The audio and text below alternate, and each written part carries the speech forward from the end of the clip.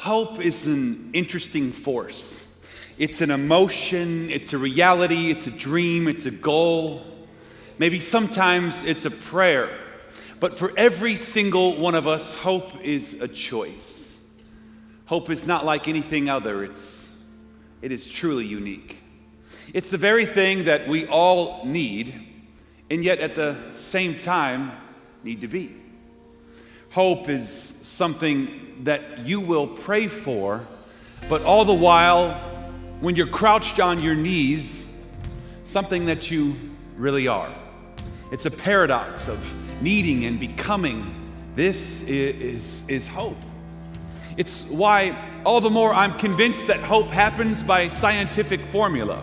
A heart, H, that is filled, presented with genuine O, opportunity, then aligned with plans, heaven's plans, or a higher purpose, and then E, executed into reality. Hope is then born. But yet hope was born. And this is what we celebrate. Hope. It's even why we give gifts, because hope was the gift that was given to us this first Christmas celebration. It's this idea that hope was given, and yet hope is less like an idea and more like art. Because, well, it dusts off our souls from the dirt of living. It cleans off our shoes from our daily walking. And hope defies natural birth. It has no origins here on earth. It cannot be fully explained. It is, was, and forever will be just simply hope. So in my best guess, hope is this mosaic of the reality in the super reality colliding here in the natural. To you, to me, within you, within me. So let this smash. Let hope collide in you. Welcome to Painting Hope.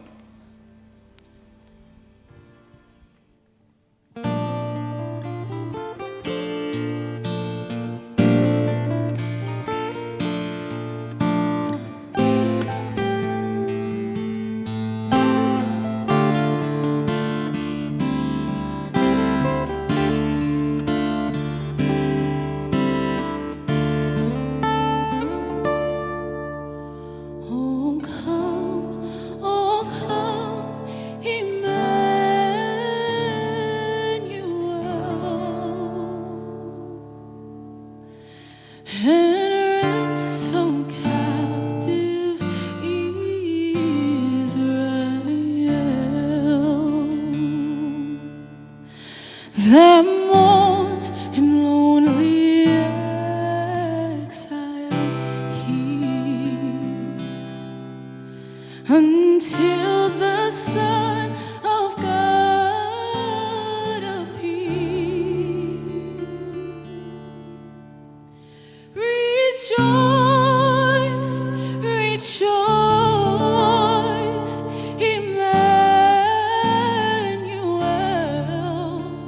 shall come to thee, O Israel.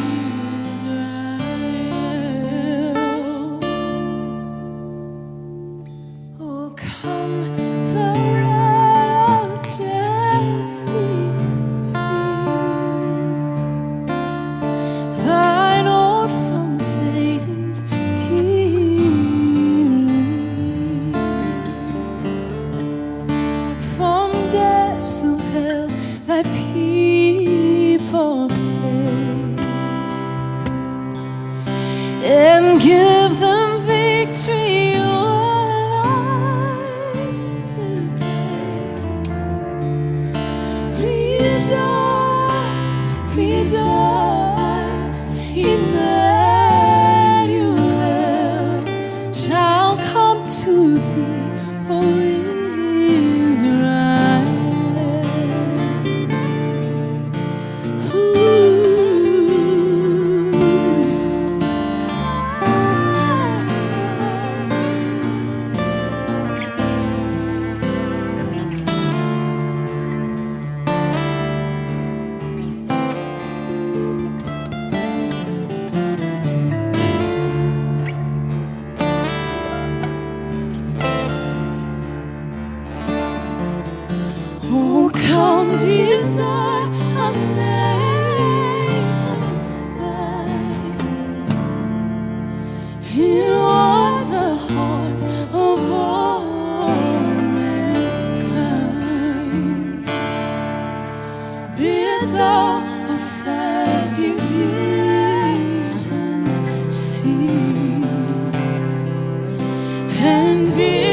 yourself a King of peace.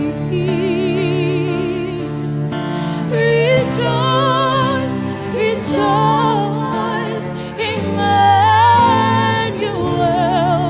shall come to thee, O Israel. Rejoice, rejoice, Emmanuel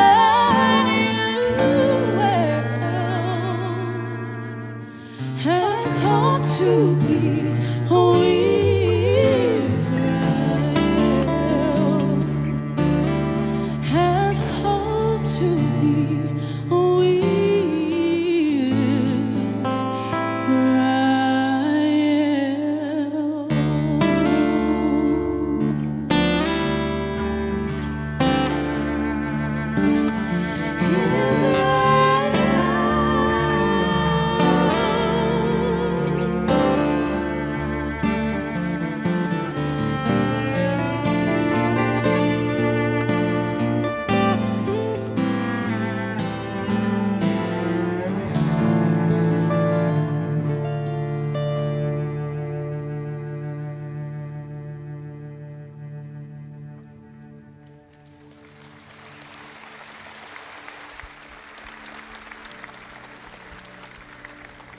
With 9 feet of blood vessels per square inch, 29 major and minor bones, 48 nerves, 123 ligaments, your hand is truly unique. In fact, the hand is the most complex part of the human. And all tattooed on every one of our hands, even mine, even yours, not by choice, but by birth, written on the knuckles, tattooed in the sense not always seen by our eyes, are 2 words: hope and fear. 2 contrasting realities, 2 battling realities, 2 choices that we all have to make. Think of the wise men that came from afar. What choice did they have? I mean, once you see that star in the stars, we all have to choose to run in fear or let hope loose. Now, when Jesus was later a man, he met a man with a crippled hand in Mark 3 or Luke 6, and tattooed on his knuckles in a sense. He said, "Stretch out your hand." And the man had to decide which hand would he hide. The one with fear or the one that needed hope? I say, so stretch out your hand. And what you will find is this: our hands in the resting position, when the blood vessels, bones, sinews all in submission, is in the perfect position to do one of 2 things: to grab hold or to let go. So what will you decide? What will you choose? What will this next year be marked with? Holding on or letting go? Fear or embracing hope? You need to know that hope always lets go, and hope always grabs hold. But fear, what fear does, fear makes fists. Fear hides crippled hands. So let go, grab hold. Even like Mary. I mean, think about Mary. What did she know? Do you think she had to let go? Do you think that what she held in her hands, do you think she knew that Mary, your baby, God's son given to man? Mary, did you know? Mary, do you think that you even held hope? If so, my question is, did Mary have to let go?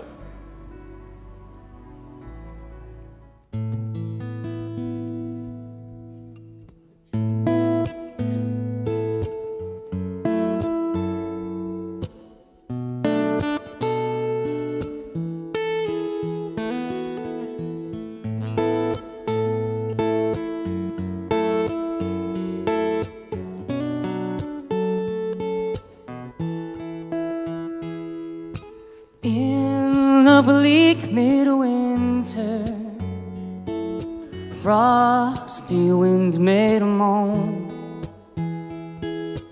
Earth that stood hard as iron, water like a stone. Snow had fallen, snow on snow, snow on snow. In the bleak midwinter, long ago,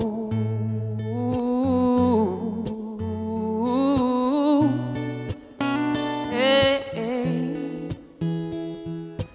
Angels and archangels may have gathered there,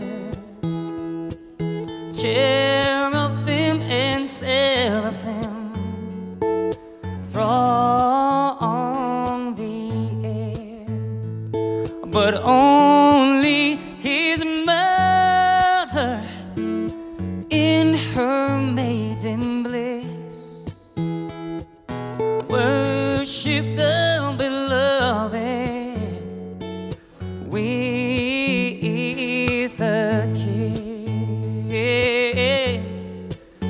Ooh,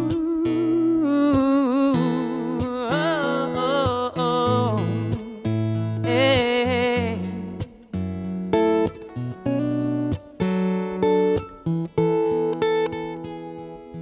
What can I give him, poor as I am? If I were a shepherd, I would bring a lamb. And if I were a wise man, I would do my part. Yet what I cannot give him, I will give my heart. Oh, oh, oh. And if I were a wise man, I would do my part. Yet what I cannot give him, I will give my heart.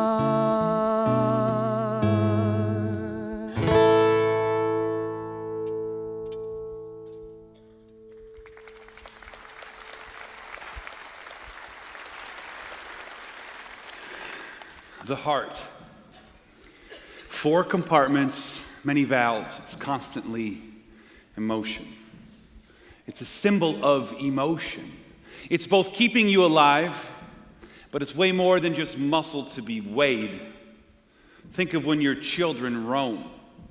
Your heart now has legs. It leaves your chest and walks about. What about Joseph? Watching that baby grow. When he walked and stumbled at an early age to catch his legs, only then later to even walk on water. But he captured their hearts, and that's what matters. Your heart. Think of it. When your destiny is found, the one you're searching for, the heart is not your own. It's held ransom, but by trust. Your heart, it's always able to be broken, yet remain beating. It's a paradox. So each heart, no matter which one, can get sick.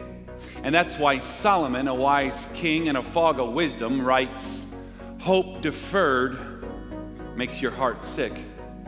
Proverbs 18:21 to be exact. Now, you feel it way before you even hear it. That truth cannot be evaded, for our deferred realities have made our hearts sick. The things that you hope for that are out of your reach are like poison in your veins, which flows directly to your heart.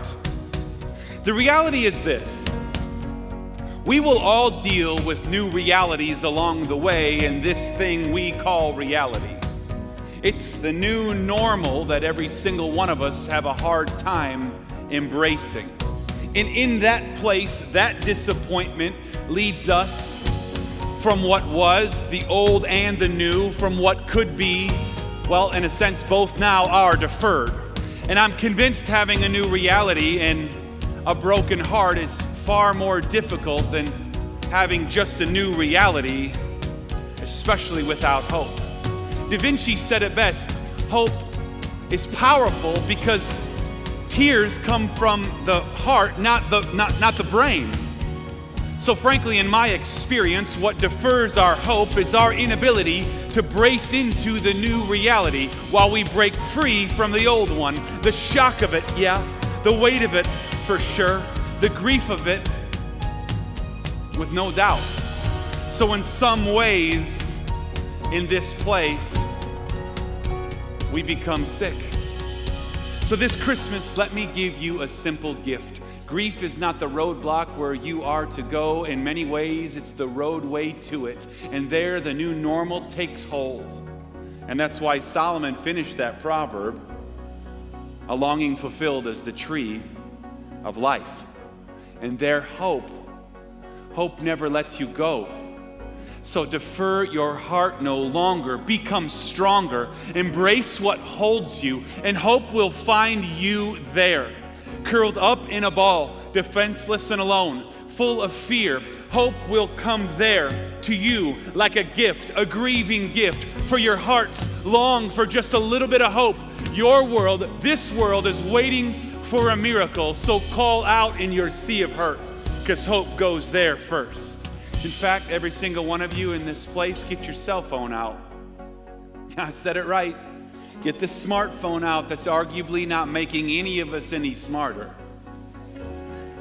Get that cell phone out and turn that light on.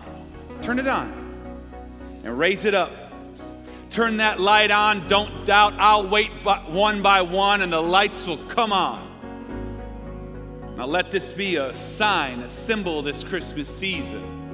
I want you to hear the angels singing, Emmanuel, come to the broken hearts. Come to the hearts that are broken and grieving. And that's his destination this Christmas season, where these lights are shining. Have hope. Light for you in this moment doesn't come from your phone. It comes from the inside out, from the broken places first, your heart. This deferred reality no longer. Embrace it. Hope will find you there. Keep that light on, shine it bright, and sing with us.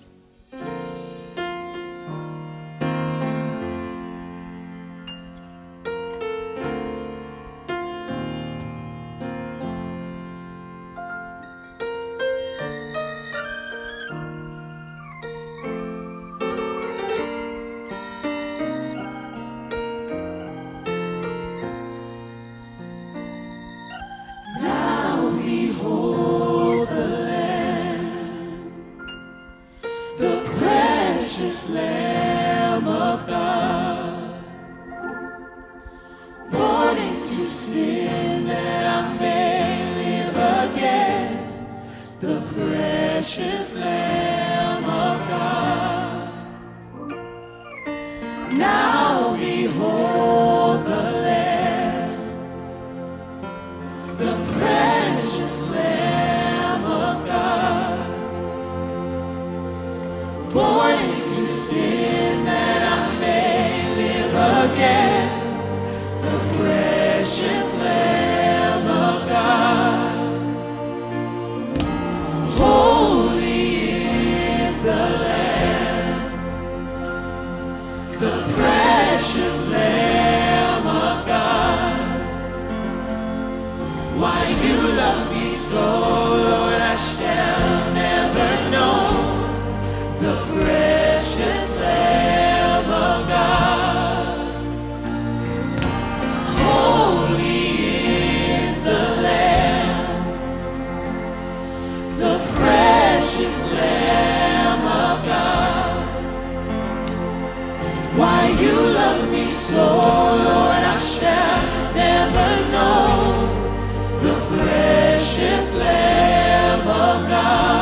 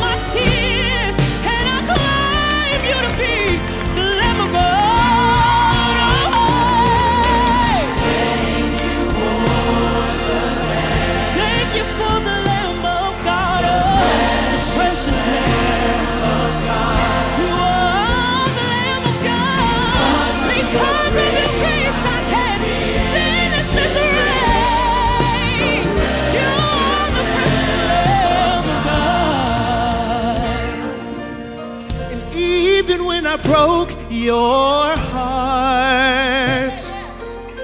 My sins tore us apart. But I'm standing right here in the midst of my tears, and I claim you to be the Lamb of God. And that's not it, what we say. A new life can begin, yeah. 'Cause you washed away every one of my sins. And whom the Son sets free is surely free indeed. And I claim you to be the Lamb of God, yeah. Now behold the Lamb, Now behold the Lamb, the precious Lamb of His name is God. Jesus, and He died for you and me, Born into yeah. sin that made me again. He is the The Lamb. precious So Lamb all of together we say, oh, to the King of glory. He reigns sovereign. His name is Jesus, Jesus, Jesus. Oh, yeah. We say, oh, you love me so. Why you love me so? Thank you for your blood, Lord. You love me so. I will never know. You are the precious Lamb who came down and wrapped yourself in flesh for me. You love me so. Why you love me so? You are the precious Lamb.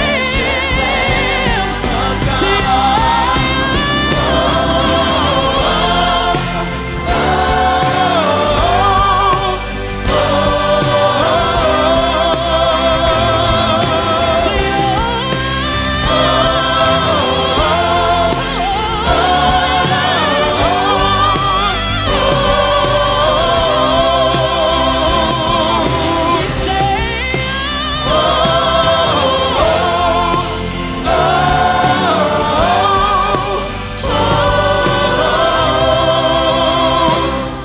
why you love me so, Lord, I shall never know.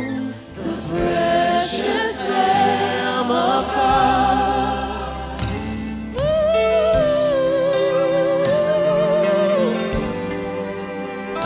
Oh, yeah. You love me, Jesus.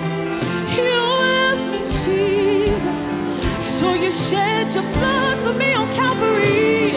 Thank you for being born for me, Thank you Jesus. for being born for me, For Jesus. loving me so. For loving me so. For loving us so. For loving me so. Yeah. Yeah. Thank you for your blood, Lord. You love me so, Lord, I shall never know. The precious Lamb, the precious Lamb. Hallelujah.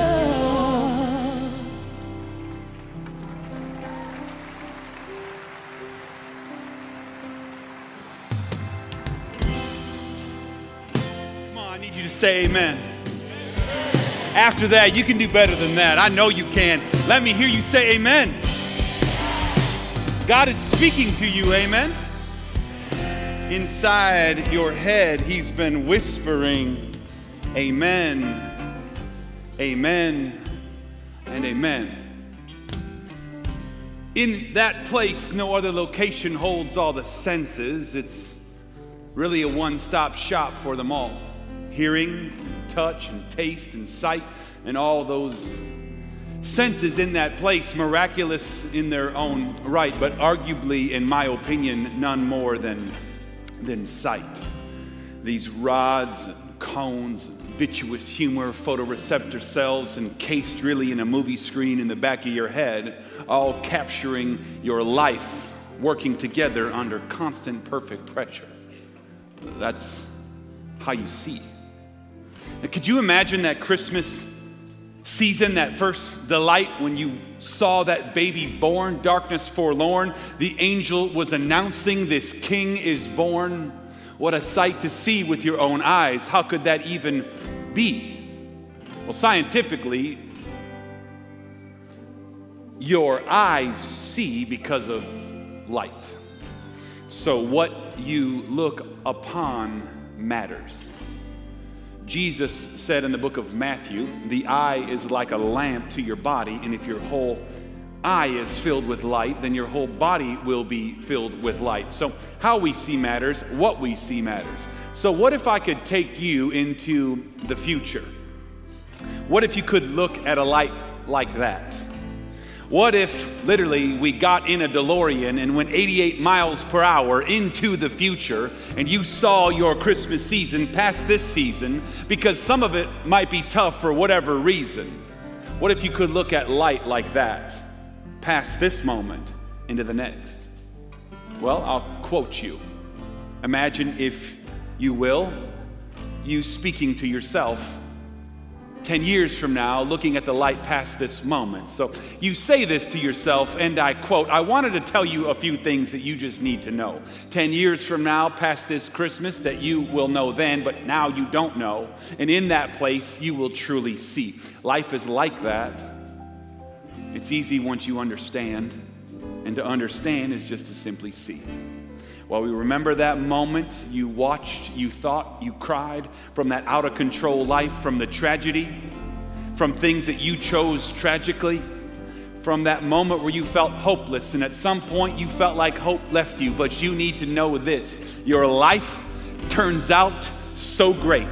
You become way more than you thought in those hopeless moments. You have seen that light.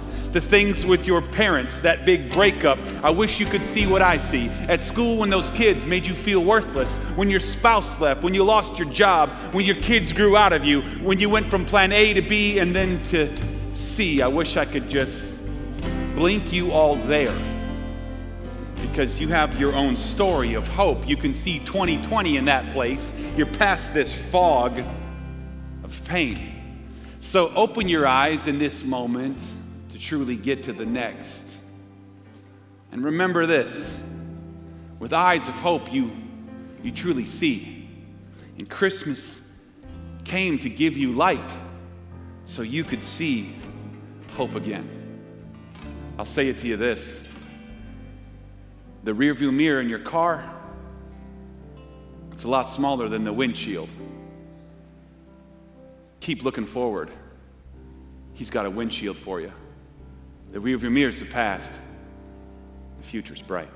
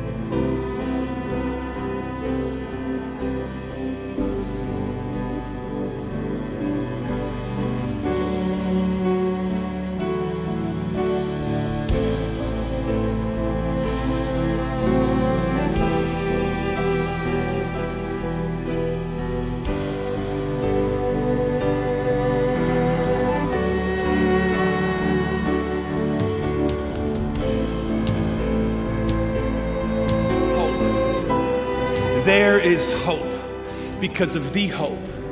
When all else is lost, hope is found. Hope makes good from the dirt, peace from the hurt. Hope is there when the path disappears, when you're drowning in your tears. Hope is working even when you don't see it, feel it, or know it. Hope. Hope can make reasons for anything because hope is unfolding, hope is unending, hope is true, hope is chasing, hope is new. Hope has conquered the death that seeks to destroy you. Hope has conquered that very disease that seeks to scar you. Hope whispers peace when everyone else is talking. And let me be clear, Jesus is this hope. He came here as an innocent baby to free the guilty. He came so humbly to give you the riches and him the glory. And he was that gift that stepped out of heaven. And he was born for hope. Jesus knows you.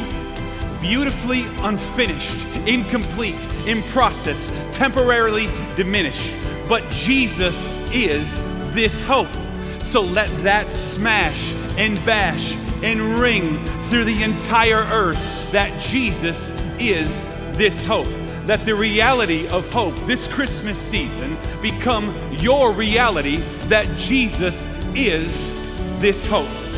This Christmas is many things, but for you, and for you, and for you, and for you, and for you, and for you, and for me, and for the we, it's a celebration of hope.